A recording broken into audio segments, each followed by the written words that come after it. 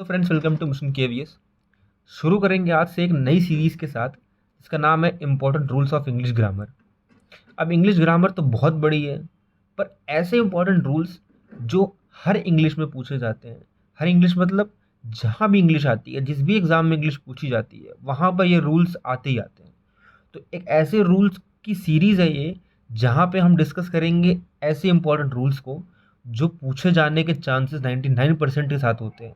और ये रूल्स आपको पढ़ने ही पढ़ने होते हैं, इनको आप छोड़ नहीं सकते। और ग्रामर इतनी बड़ी है कि कितना रटें, इसीलिए ये सीरीज़ आपके लिए बहुत बेनिफिशियल होगी। और जिन भी एग्ज़ाम में इंग्लिश ग्रामर आती है वहाँ पे ये रूल्स आपको बहुत इंपॉर्टेंट और बहुत हेल्पफुल देखने को मिलेंगे। तो इसी के साथ आज से हम शुरू करेंगे और एक एक इम्पॉर्टेंट रूल्स इंग्लिश ग्रामर के हम डिस्कस करते चलेंगे। उसको हम अच्छे से समझ लेंगे, कन्फ्यूजन में बिठा लेंगे, क्योंकि वो सीधा सीधा क्वेश्चन पूछा जाता है। कोई 19-20 कोई इधर उधर नहीं पूछता, कोई लेफ्ट राइट कुछ नहीं पूछता, वो सीधा पूछता है, डायरेक्ट पूछता है। इसीलिए हम उस पर ज़्यादा फोकस रखेंगे। और इसीलिए ये सीरीज़ भी उन्हीं क्वेश्चन, उन्हीं रूल्स और उन्हीं हमारे कन्फ्यूजन वाले एरिया को डिस्कस करके टारगेट करेगा जो पूछे जाते हैं। तो आज हम शुरू करेंगे हमारे पहले रूल के साथ। पहला रूल हम आज का क्या रखेंगे कि सिंस और फॉर, इसमें डिफरेंस क्या है और इसको यूज़ कब और कैसे करते हैं, ये बहुत पूछा जाता है और ये सीधा पूछ लेता है। ऑप्शन दे देगा और ऑप्शन में आपको फिल इन द ब्लैंक करना पड़ेगा। अब सिंस लगाएगा ये फॉर लगाएगा, ये आपको समझना होता है। तो ये डिस्कस करेंगे आज हम।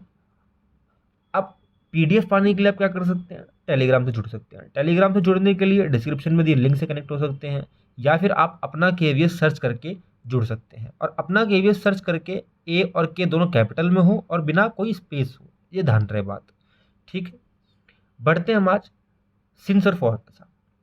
सबसे पहले हमें ये समझना है कि सिंस और फॉर में कि ये दोनों ही चीज़, कंजंक्शन और प्रीपोजिशन, दोनों का काम करती है। हमें तो पर वो पढ़ना है जो चीज़ पूछी जाती है। देखो, ये जो सिंस और फॉर है ना, ये प्रीपोजिशन के हिसाब से, यानी कि एज अ प्रीपोजिशन बहुत पूछा जाता है, कंजंक्शन उतना नहीं पूछता।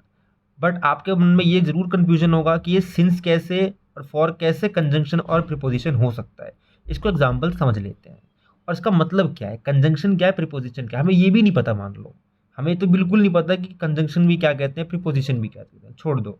एग्जाम्पल देख लेते हैं। He is absent since Friday, ये हमने देखा सिंस यहाँ पर हाईलाइट है। सिंस यहाँ पर किसका काम कर रहा है, कंजंक्शन है प्रीपोजिशन का। देखो बहुत सिंपल सी बात है, अगर एक ऐसा वर्ड जो किसी नाउन को कनेक्ट करता हो, किसी नाउन को कनेक्ट करता हो, तो प्रीपोजिशन है। जो पोजीशन बता दे किसी नाउन की, उसको हम कहते हैं प्रीपोजिशन।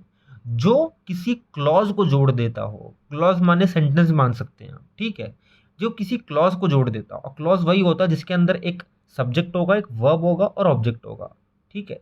ऑब्जेक्ट ना भी हो चलेगा, बट सब्जेक्ट वर्ब का कॉम्बिनेशन तो देखने को मिलेगा ही मिलेगा आपको। तो यहाँ पर देखेंगे आप सिंस है। अब सिंस के जस्ट बाद फ्राइडे लिखा है। अब फ्राइडे में कोई देख रहे हैं आप, सब्जेक्ट है क्या यहाँ, सिंस के बाद कोई सब्जेक्ट दिख रहा है, नहीं दिख रहा है, सीधा एक नाउन है। तो ये सिंस क्या होगा, जाहिर सी बात है प्रीपोजिशन है, ठीक है। अच्छा, अगला एग्जाम्पल देख लेते हैं। He is absent since I saw him. अब देख लो यहाँ पर सिंस के जस्ट बाद आई सब्जेक्ट है, सॉ वर्ब है, हिम ऑब्जेक्ट है। अब यहाँ पर ये पूरा एक आपको सेंटेंस लग नहीं रहा, सेंटेंस लग रहा है। अब उसको सेंटेंस बोल लो, क्लॉज बोल लो, एक ही बात है। जिसको पता है ठीक है, नहीं पता कोई बात नहीं। तो क्लॉज क्या है, जिसमें कॉम्बिनेशन किसका है, सब्जेक्ट का, वर्ब का और ऑब्जेक्ट का। Since I saw him. अब यहाँ पर सिंस किसका काम कर रहा है, जाहिर सी बात है कंजंक्शन का, क्योंकि कंजंक्शन का काम ही होता है दो क्लॉजेस को जोड़ना। एक क्लॉज ये रहा, ही इज एब्सेंट, और आई सॉ हिम दूसरा क्लॉज। तो दोनों क्लॉज को जोड़ने का काम करने वाला कंजंक्शन है।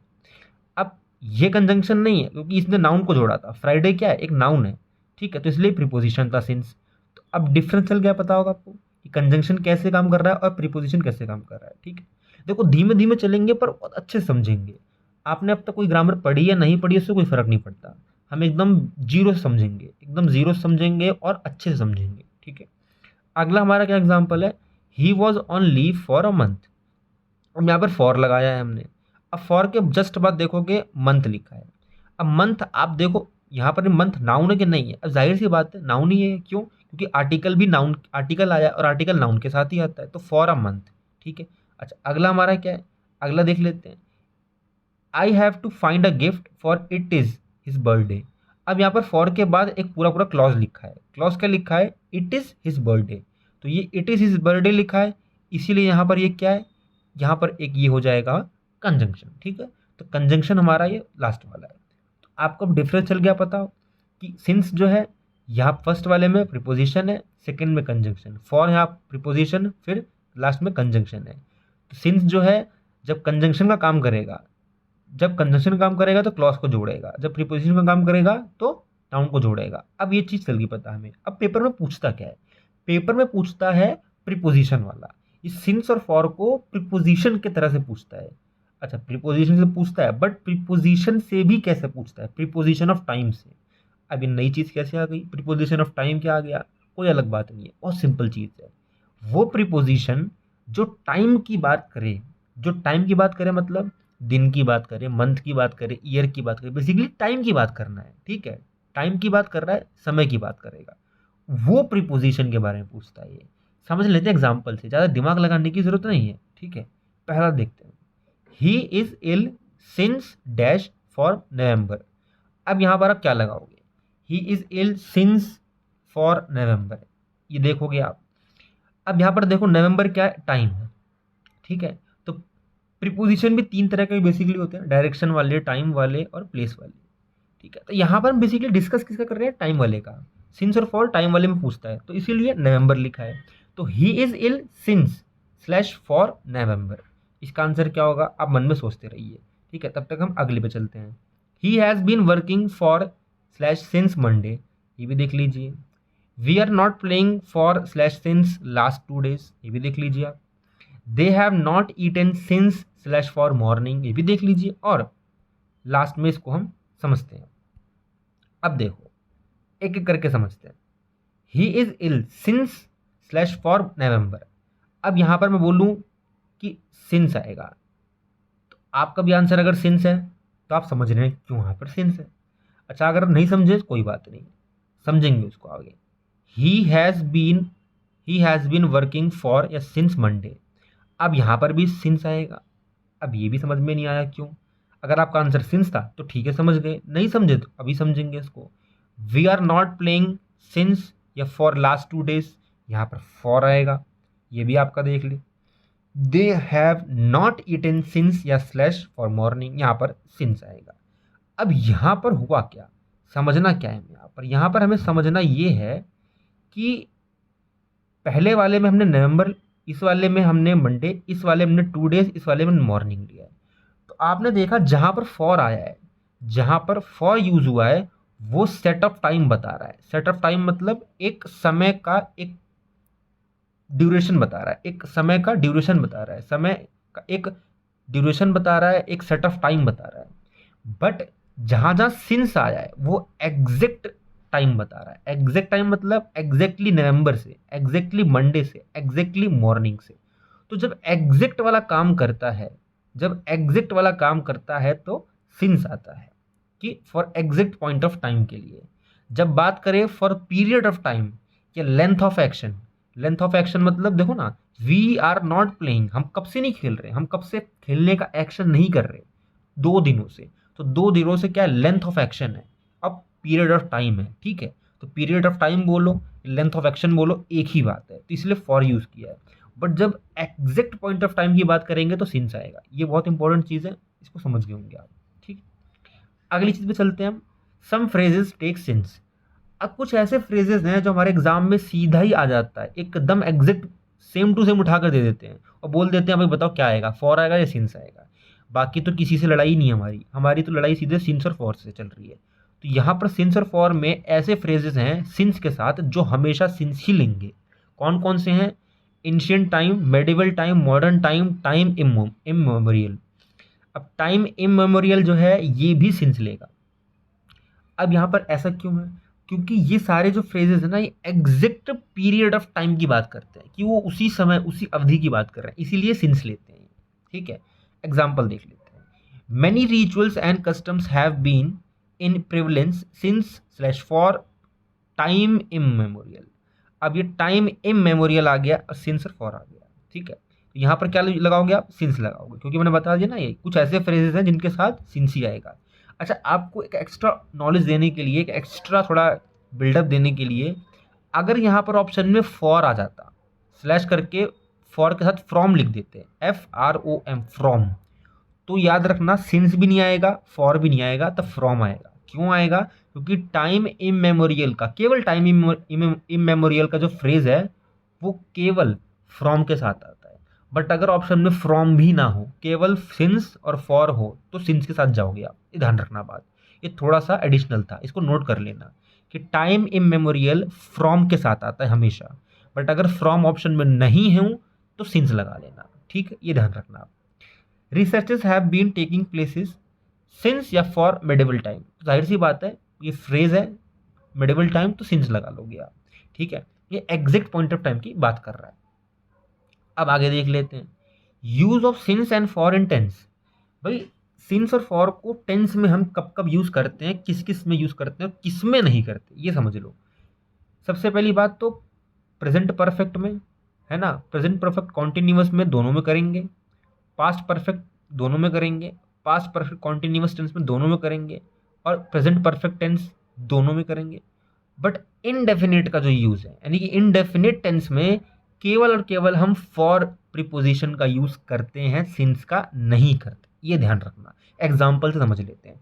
देखो प्रेजेंट परफेक्ट कंटिन्यूस समझते हैं। पहला देखो, ही हैज बीन वर्किंग, ये क्या है हमारा प्रेजेंट परफेक्ट कॉन्टिन्यूअस।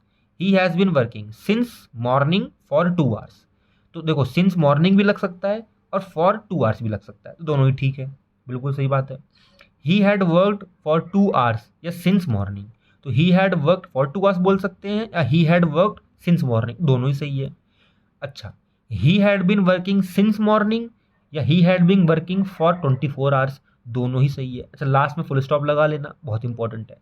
तो दोनों ही ठीक क्यों है? दोनों ही ठीक इसलिए क्योंकि दोनों ही टेंस के साथ यूज हो सकता है, क्या, सिंस भी और फॉर भी, एज अ प्रीपोजिशन की बात कर रहे हैं। अगला हमारा प्रेजेंट परफेक्ट में, he has worked for many days या he has worked since 2 May, दोनों ही सही है। क्यों सही है? क्योंकि दोनों ही टेंस में यूज हो सकता है। बट नोट करने की बात यह कि इंडेफिनेट में केवल फॉर यूज होगा एज अ प्रीपोजिशन, सिंस कभी यूज नहीं हो सकता। देख लो ऐसे, he works for 2 hours use कर सकते हैं, ही वर्कड फॉर 2 आवर्स ये भी यूज कर सकते हैं। अच्छा, इंडेफिनिट कौन सा? इंडेफिनिट प्रेजेंट वाला या पास्ट वाला? तो दोनों ही वाला, ठीक है। इंडेफिनिट मतलब पास्ट वाला भी और प्रेजेंट वाला भी, दोनों ही इंडेफिनिट की बात कर रहा हूं मैं। एग्जाम्पल में देख लो ना, ही वर्क्स, ठीक है, एग्जाम्पल में देखो, ही वर्क्स ये भी प्रेजेंट इंडेफिनिट, ही वर्कड ये भी पास्ट इंडेफिनिट, तो दोनों ही इंडेफिनिट में ही हम फॉर का ही यूज करेंगे, सिंस का यूज नहीं करेंगे इंडेफिनिट टेंस में, ये बात एकदम से नोट कर लेना, ठीक है। अब चलते हैं एक्सरसाइज की ओर। जो भी आपने समझा सीखा आज, उसको एक्सरसाइज में देख लेते हैं आप कर पाते कि नहीं। चलो, I have been waiting for this guest, क्या लगाओगे? सिंस लगाओगे, फॉर लगाओगे? फटाफट बताना, ठीक है, बिल्कुल सही जवाब, सिंस लगा दो। I have been teaching in this college, क्या लगाओगे? सिंस लगाओगे, फॉर लगाओगे? देखो एग्जैक्ट पॉइंट ऑफ टाइम की बात करेगा तो सिंस लगा दो, पीरियड ऑफ टाइम की बात करेगा, लेंथ ऑफ एक्शन की बात करेगा तो फॉर लगा दो। तो जाहिर सी बात है लेंथ ऑफ एक्शन है, बिल्कुल खत्म बात। अगला, he has been doing his homework dash 8 hours, ये किसकी बात कर रहा है? एग्जैक्ट पॉइंट ऑफ टाइम है या लेंथ ऑफ एक्शन है? बिल्कुल सही बात है, लेंथ ऑफ एक्शन है। It has been celebrating dash ancient time, तो वो एंशियंट टाइम से सेलिब्रेट होता आ रहा है, तो एंशियंट टाइम से आ रहा है, एग्जैक्ट टाइम से आ रहा है, सिंस लगा दो, खत्म। My father has been serving in this army, अब मेरे पापा जो है आर्मी में सर्व करते आ रहे हैं 20 सालों से, अब 20 सालों से करते आ रहे हैं, तो जाहिर सी बात है एक पीरियड ऑफ टाइम है, लेंथ ऑफ एक्शन है, तो फॉर लगा लो। Man has been struggling against the forces of nature dash time immemorials, अच्छा टाइम्स का यहाँ टी कैपिटल नहीं होगा, ध्यान रखना इस बात को, है ना, ये गलती से हो गया होगा। तो टाइम इमेमोरियल क्या लगाओगे? ये तो अभी पढ़ा ही था हमने, तो यहाँ पर आप ऑप्शन में फ्रॉम है तो फ्रॉम लगा लो हमेशा, फ्रॉम ऑप्शन में नहीं है तो सिंस लगा लो, तो सिंस लगेगा, ठीक है। आई होप आपको मज़ा आया हो, आपको समझ में आया हो, आपको जो भी लगा आज मज़ा आया, समझ में आया, या कुछ और आपको लगता है कि इसमें इंप्रूवमेंट हो सकता है, अब बताना ज़रूर, अपना फीडबैक ज़रूर देना, और समझ में आया कि नहीं ये ज़रूर बताना आपको। अब मिलेंगे ऐसे ही नेक्स्ट रूल में जो बहुत इंपॉर्टेंट है हमारे एग्जाम के लिए, और तब तक के लिए आप देखते रहिए मिशन KVS।